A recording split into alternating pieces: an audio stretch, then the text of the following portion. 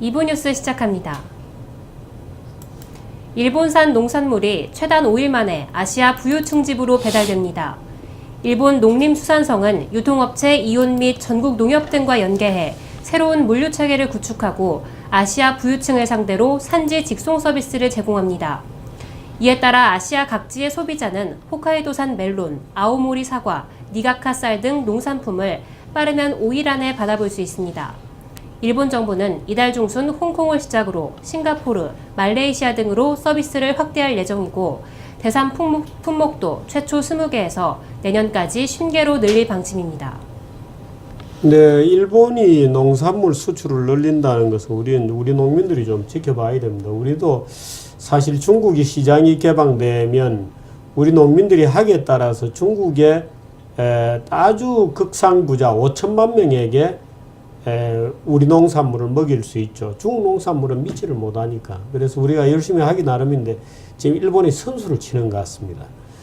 그래서 걱정이 좀 됩니다만은 또 한편 보면 아오모리 사과, 사과는 일본 사람들이 되게 후지 사과 이런 거 개발했잖아요. 근데 막상 또 그 아오모리 사과 이런 거 먹어보면 별 맛없습니다. 우리 사과가 맛있습니다. 다음. 미국 공화당 대선 후보 도널드 트럼프가 폭스TV 토론회 이후 각종 여론조사에서 지지율 1위를 기록하고 있습니다. 현지 시간 10일 모닝 컨설팅의 설문조사에 따르면 트럼프의 지지율은 20%에서 32%로 크게 올랐고 유력 후보 제 부시의 지지율 11%를 크게 앞섰습니다. 트럼프는 각종 금기어, 이른바 사회적 터부를 무너뜨리고 있다는 점에서 주목받고 있습니다. 트럼프는 공화당 첫 TV 토론에서 과거 여성 비하 발언으로 곤욕을 치른 데 이어 CNN 방송 인터뷰에서도 여성 앵커에 대해 월경을 연상시키는 발언을 하며 파격적 행보를 이어가고 있습니다. 헤리티지 재단 관계자는 트럼프가 어느 정치인도 감히 하지 못하는 침묵하는 다수의 목소리를 시원하게 대변하는 역할을 하고 있다고 분석했습니다. 네, 적어도 트럼프가 위선자는 아니라는 것이 분명한 것 같습니다. 금기어를 깨고 있다는 건데 사실 우리 사회는 금기어가 굉장히 많습니다. 금기어가 너무나 많습니다. 예를 들어서 금기어도 많고 성역도 굉장히 많습니다. 김대중 이런 단어는 금기어입니다. 이희호 이런 단어도 금기어에 속합니다. 위안부 이런 단어도 금기어에 속하고 김구 이런 단어도 금기어에 속합니다.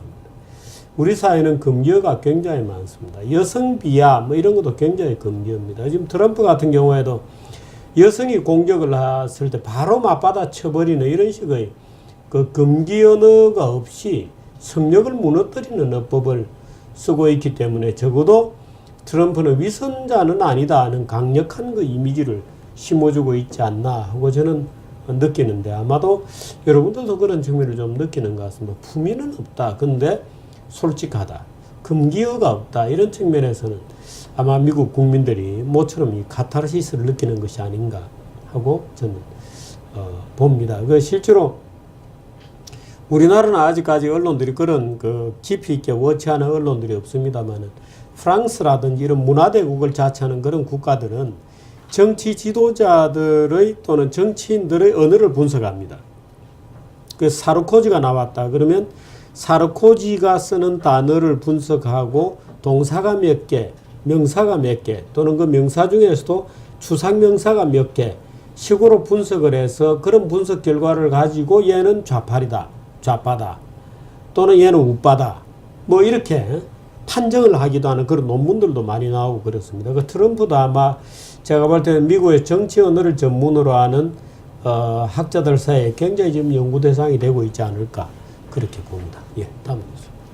워런 버핏 벅셔 해서웨이 회장이 미국 항공기 부품업체 프리시전 캐스트 파츠를 372억 달러, 우리 돈 약 43조 원에 인수하기로 했습니다. 버핏 회장이 프리시전을 인수하게 되면 벅셔 해서웨이는 중공업 분야로 사업을 더욱 확장하게 됩니다. 이는 버핏 회장이 지난 50년간 집중한 보험과 주식 투자에 변화를 주는 것으로 풀이됩니다. 또 최근 버핏 회장이 주식 포트폴리오 구성을 바꾸고 장기 보유 주식을 줄인 점도 주목받고 있습니다. 아베 신조 일본 총리의 전후 70주년 담화에 4대 키워드인 반성, 사죄, 식민지배, 침략이 모두 들어갈 가능성이 나오고 있습니다. 현재 아베 총리의 지지율이 30%대로 하락했고 안보법원이 참의원 통과를 앞두고 있으며 일본 정치 상황이 주변국을 감안해야 하는 상황으로 바뀌고 있기 때문입니다. 한편 무라야마 도미이치 일본 전 총리는 중국 인민일보 11일자에 기고문을 게재하며 침략, 식민지 통치, 반성, 사죄 등의 단어가 없는 아베 담화는 무의미하다고 말했습니다. 무라야마 전 총리는 기고문에서 일본이 과거 악행으로 중국을 비롯한 아시아 각국에 엄청난 재난을 가져온 것에 대해 반드시 철저하게 사죄해야 한다고 촉구했습니다. 그리스와 국제채권단이 860억 유로, 우리 돈 약 109조 8천억 원 규모의 3차 구제금융 협상을 타결했습니다. 이에 따라 그리스는 국가 부도 사태를 면하게 됐고 유로존에 머물 수 있게 됐습니다. 그리스 재정당국 관계자는 국제채권단과 합의했다며 현재 몇몇 미비한 세부 사항에 대해 논의 중이라고 밝혔습니다. 앞서 그리스와 채권단은 그리스가 앞으로 3년간 달성할 재정 목표에도 합의했습니다. 양측은 올해 그리스의 재정 적자가 국내 총생산의 마이너스 0.25% 범위 내에 머물도록 관리하되 내년에는 GDP의 0.5%, 2017년에는 1.75%, 2018년에는 3.5%의 재정 흑자를 내기로 했습니다. 여기까지입니다. 네, 그렇군요. 조금 전에 아베 얘기가 있었습니다만 무라야마가 침략 이런 단어가 포함되어야 된다 이렇게 얘기했다고 하는데요. 지금 일본에서 얘기하는 침략은 조선에 대한 침략을 얘기하는 게 아닙니다. 중국에 대한 침략을 얘기하는 겁니다. 침략 전쟁을 얘기하는 거고, 그래서 한국 사람들 우리 입장에서 볼 때는 오히려 닭 쫓던 개 이런 신세가 될 가능성이 많습니다. 그래서 일본이 지난번에 그 아베에 대해서 전문가 집단에서 이제 낸 보고서도 보면 그 초점이 한국이 아니고 중국입니다. 중국으로 돼 있어서 저는 좀 실망을 주지 않을까 이렇게 봅니다만은, 저는 사실 아베가 반성해야 될 거는 일본이 근鄰국, 예를 들어서 중국이나 한국, 대만 이런 데 대해서 뭔가를 잘못했다는 점을 반성하는 것도 중요하지만 가장 중요한 반성은 먼저 자기 자신에게 해야 됩니다. 예를 들어서 일본의 군국주의, 소위 대본령이 그 전쟁의 광기로 일본인들을 전부를 완전히 미치광이처럼 만들어서 공포에 사로잡히게 하고 국민들을 완전히 그 천황의 마스코트 비슷하게 말하자면 천황의 위에서 모두 다 자기 목숨을 초계같이 버릴 수 있는, 말하자면 인간이 아닌 일종의 그 버러지나 벌이나 개미 같은 존재로 만들었던 전의 일본 정치에 대해서 아베가 먼저 통렬한 비판을 해야 됩니다. 그것이 잘못되었다. 그것이 오히려 한국이나 중국인에게 피해도 줬지만 일본 국민 스스로에게 너무나 큰 죄악을 저지른 일본 정치에 대해서 먼저 통렬한 자기 반성이 있어야 돼요. 그 다음이라야 우리가 뭘 잘못했는지를 먼저 느껴야 됩니다. 그래야 그 다음에 우리 한국에서도 대해서도 미안하게 생각한다. 그럼 중국에 대해서도 미안하게 생각한다. 이때 이제 한국 사람들이 그 미안하게 생각한다고 하는 사과를 진심으로 받아들이지, 우리는 아무 잘못한 거 없어. 우리는 그저 미국의 전쟁에 졌을 뿐이야. 원자 폭탄이나 때려 맞아서 우리는 피해자일 뿐이야. 라고 하는 인식에서, 일본과 한국과 중국이 요구하니까 사과해줘. 그까짓 거. 침략 사과한다. 식민지배 미안하게 생각한다. 이런 사과가 아니죠. 먼저 자기 자신에게 이 전전의 일본이 무엇이 잘못되었었는지를, 그 정치가 나치전과 다를 바 없는 그런 폭력적인 집단 관계에 사로잡혔던 일본의 정치가 무엇이 잘못되었는지를 먼저 깨닫는 것이 중요하다는 얘기를 저는 전해드리려고 합니다. 광고 하나 보도록 하겠습니다. 스파클링 하면 생기 있어지고 맛있어지고 건강해지고 행복해집니다. 당신의 생활에 스파클링이 필요한 순간, 정수 얼음은 물론 다양한 농도의 스파클링을 바로.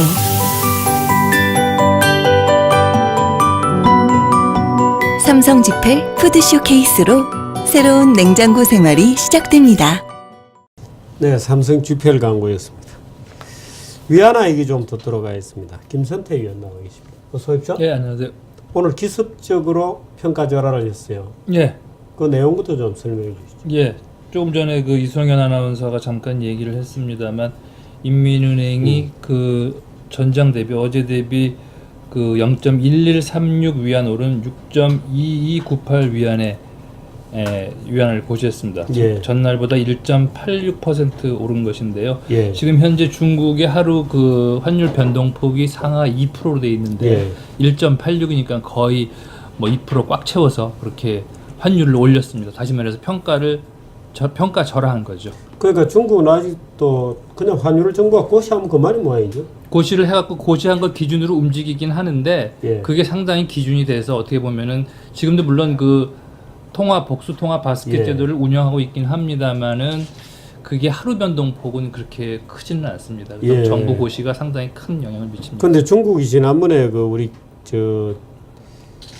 전 북경 특파원 김태환 특파원에게 들으니까 인민은행 이것도 정부 조직으로 되어 있어서 맞습니다. 저도 상당히 재밌게 들었습니다. 그죠? 예, 그 우리나라나 기존 서방의 그런 중앙은행 제도하고는 완전히 달라요. 맞습니다. 예. 그러니까 환율 고시하는 것도 정부에서 말하자면 정부에서 예. 인민은행을 시켜서 고시를 하는 것 같은데 그렇습니다. 물론 어느 나라나 환율은 주권사항입니다만은 네.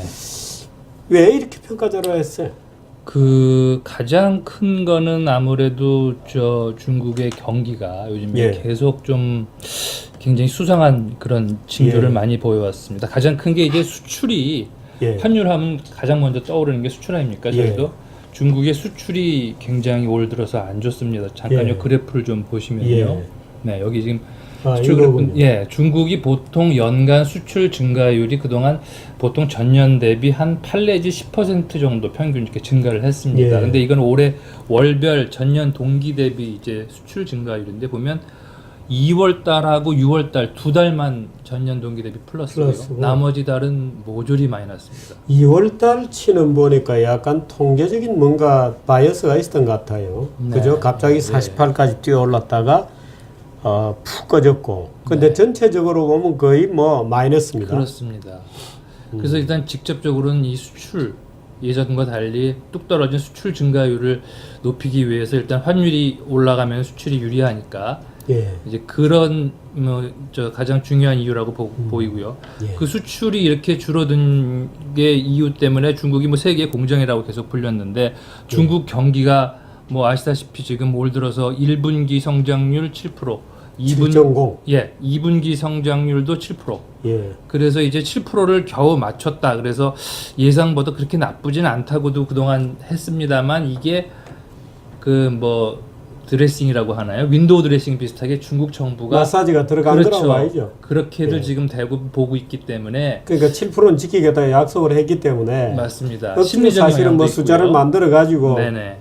아마 그랬던 것 같죠. 예. 그 성장률은 그렇다 치더라도 그 제조업 그 구매자 관리 지수 PMI라고 예, 하죠. 예, 요걸 예. 보면은 7월 달 중국의 PMI가 15개월 만에 최저치를 기록했습니다. 아, 그렇습니까? 예, 예. 이렇게 중국 경기가 전반적으로 예. 수출을 필두로 해서 굉장히 안 좋기 때문에 예. 뭐 얼마 전에도 또 보도를 했습니다만 그 결과로 중국 증시도 예. 최근에 뭐 굉장히 안 좋다는 건 여러 번 그렇습니다. 보도가 예. 나가는데 제가 크게 잠깐 몇번 시청거렸죠. 그 제가 잠깐 중국 증시 그래프를 잠깐 예. 보여드리면 네, 좀 크게 할게요. 이거군요. 여기, 예, 이게 지금 1년 그래프인데 이게 작년 8월 초인데 쭉 올라서 지난 그 6월 초까지 최고치 5,100. 영상의 소리가 잘 안 되나요? 괜찮아요? 지금은 괜찮아요? 네. 왜 그런지 모르겠네요. 그래서 아시다시피 6월 초에 5,178까지 6월 12일 날 올랐다가 그 후에 7월 초까지 아주 그냥 폭포수처럼 급락을 그랬습니다. 합니다. 예. 예. 그래서 이때 지금 많이 보도가 났었고 중국 증시에 무슨 일이 생겼나 해서 예. 조금 7월 들어 반등하는가 싶더니 최근에 다시 또 이제 별로 이제 안 좋은 그림이고요. 오늘은 그냥 보통의 약보합이었어요. 예, 오늘은 약보합이었습니다. 그래서 이렇게 중국 증시도 또 역시 안 좋고 경기가 안 예. 좋으니까 이렇게 총체적으로 중국 경제가 상당히 좀 심각한 상황으로 가고 있기 때문에 예. 아마도 기습적으로 이렇게 위안화를 평가 절하한 것 아닌가 그렇게 생각이 됩니다. 예. 이 평가절하 효과 좀 있을 것 같습니까? 글쎄 단기적으로는 뭐 아무래도 수출에는 직접적으로 영향을 주기 때문에 예. 단기적으로 어느 정도 효과가 있을 수는 있겠지만 그동안 그 중국 정부가 여러 가지 경기 부양책을 냈었는데 예. 금리도 내리고 이랬어요. 맞습니다. 예. 그 지난 6월 한 달만 놓고 봐도 한 자잘한 걸 다 합하면 무려 한 40여 가지의 경기 그랬군요. 부양책을 예. 냈습니다. 그 중에 이제 뭐 금리 인하, 지준율 인하 이런 주로 이제 증시 대책과 관련된 건데 예.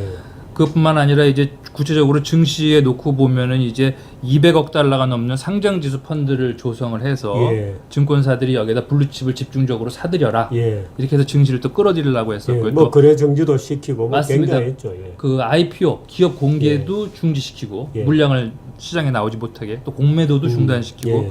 또 대주주 그 상장사 지분 5%가 넘는 대주주와 임원의 지분 매도도 6개월 동안 금지시키고 이게 전부 예. 증시 대책 주로 지난달에 쏟아져 나왔던 예. 건데요.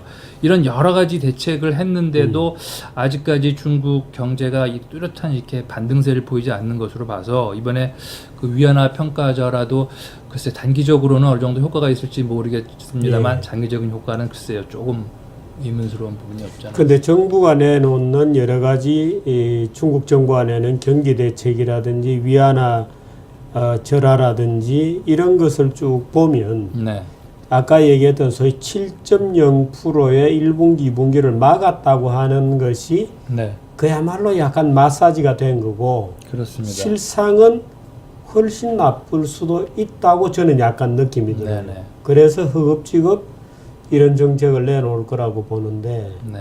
중국 위안화 자체의 흐름은 어떻습니까? 원래가 중국 위안화는 뭐 아까 위안화 직거래 시장 얘기도 했습니다만은 우리가 적어도 6 위안을 깨고 5위안대로 네. 계속 강세로 갈 거다고 일반적으로 예측을 했댔잖아요. 예. 근데 실제로는 그런 것 같지 않아요. 예, 중국 정부가 아무래도 많이 그동안 그 외환 시장에 예. 개입을 했다고 봐야죠.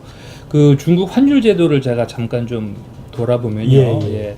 그 중국은 그 잠깐 그래프가 나오는데 요거는 이제 2006년 이후부터 이제 그래프입니다. 환율 중국 위안화 환율 그래프인데 중국이 2005년까지는 위안화 패그제를 실시를 했죠. 예. 고정 환율 제도를 택했습니다. 그러다가 2005년 7월에 지금의 그 복수 통화 바스켓 관리형 변동 환율제라고도 부르는데요. 여러 나라 그 통화를 집어넣어서 예. 이제 하는 그런 복수 통화 바스켓을 채택을 했는데 그것이 2005년 7월입니다. 예. 그러니까 지금 저 그래프가 거의 시작하는 시점 그때부터 이제 예. 복수 통화 바스켓을 시작을 한 건데 그 이후로 쭉 환율이 떨어지죠. 다시 위안화 말해서 위안화가 강세가 되는 겁니다. 되었다가 강세가 되다가 여기 보면 2008년부터 쭉 한 2010년까지 아예 그냥 붙들어 매놓았군요. 고정이 돼 있습니다. 오. 요거는 왜 그러냐면은 그때가 바로 글로벌 금융위기 시기인데요. 예. 이때는 중국 정부가 거의 뭐 공식적으로 그 금융위기 때문에 사실상 패그제로 다시 고정환율을 돌렸습니다. 네. 유지했군요. 패그제로 돌아갔고 그것이 2010년 몇 월인가 제가 정확히 기억을 못 하겠는데 2010년 말까지 유지한 이후에 그 이후에 이제 금융위기가 끝나고 나서 다시 관리 변동 환율제를 복귀를 해서 그 이후에도 꾸준히 위안화 환율은 떨어져 왔습니다. 다시 말해서 위안화가 강세를 보였죠. 예. 쭉 강세를 보였는데 이번에 중국 최근에 이제 지금까지 말씀드린 것처럼 경기가 여러 가지로 안 좋고 하니까 기습적으로 중국 정부가 예. 위안화를 평가 절하한 겁니다. 근데 사실 저 그래프를 쭉 보면 2010년도 이후에 네. 소위 2차 강세가 시작되잖아요. 네네. 그래서 2013년 말 2014년 초에 바닥을 찍고 예. 다시 약세로 터닝을 하게 되는데 네네. 저 강세 기간 동안에 소위 중국 투자 붐이 굉장했잖아요. 그렇습니다. 예. 중국 지금 성장률도 높았었고요. 성장률도 예, 높고 지금 이제 14, 15 이렇게 되면서 이제 약세로 터닝을 해서 네. 6을 깨려다가 다시 6.5로 오히려 지금 접근하고 있는 6.23이죠 지금. 네네 그렇습니다. 그런 상황이군요. 어떻게 될 것 같습니까? 어떻게 보세요? 그 이번 위안화 중국이 기습적으로 평가절하한 게 아까 말씀드린 것처럼 일단 단기적으로는 수출 그리고 중국 경기 부양 목적이고 또 네. 하나는 이제 지금 계속 나오는 얘기입니다만 미국 FOMC의 기준금리 인상. 예. 요게 이제 뭐 9월로 예정이 돼 있다 아니면 또 9월 또 넘길 것 같다 또 얘기가 또 계속 예. 왔다 갔다 하는데요. 요것도 이제 미리 좀 대처하기 위해서 중국이 선제적으로 대응한 거 아닌가. 무슨 얘기냐면 미국 중앙은행이 금리를 예. 올리게 되면 당연히 달러 상승세, 달러화 달러 더 강세는 강세가 될 지금보다 텐데. 더 예. 이제 심화될 거고요. 그러다 보면 예. 중국 위안화뿐만 아니라 다른 나라 통화들도 상대적으로 약세가 되죠. 예. 다시 말해서 다른 나라 통화들이 환율이 올라가게 되면 중국하고 수출 쪽에서 경쟁 관계에 있는 나라들 환율이 올라가면 예. 중국 수출이 상대적으로 불리해지니까 선제적으로 중국이 위안화 환율을 높여서 다시 말해서 예. 평가절하를 해서 미국의 금리 인상에 미리 대처하려고 한 거 아니냐. 예. 뭐 그런 분석도 지금 나오고 있습니다. 달러 혹시 그게 네. 있나요? 예. 여기 지금 달러 그래프를 하나 달러를 제가 하나 장기 이게 달러 인덱스인데요. 달러 예. 인덱스라고 하는 거는 그 각국 주요 통화를 그것도 바스켓처럼 가중치를 넣어서 그거에 예. 대해서 물론 유로화 비중이 가장 많아서 한 60% 예. 되고요. 나머지 주요 선진국 통화를 집어넣어서 그거 대비 달러 가치가 어떻게 되느냐 요거를 카운팅하는 건데 예. 요 지금 그림에는 뭐 70년 이전도 나옵니다만 요 달러 인덱스가 측정이 되기 시작한 건 73년부터입니다. 예. 여기 73년에 예, 여기서부터 해서 백이죠. 네네. 예. 73년 3월인가를 100을 기준으로 해서 예. 그 이후에 달러 가치가 상대적으로 어떻게 변해왔는가를 쭉 보여주는 야, 그래프입니다. 80년대 초중반까지 달러가 그렇죠? 초강세였군요. 그렇습니다. 아, 100을 105 기준으로 보면 150이 그렇습니다. 넘었으니까 예, 예.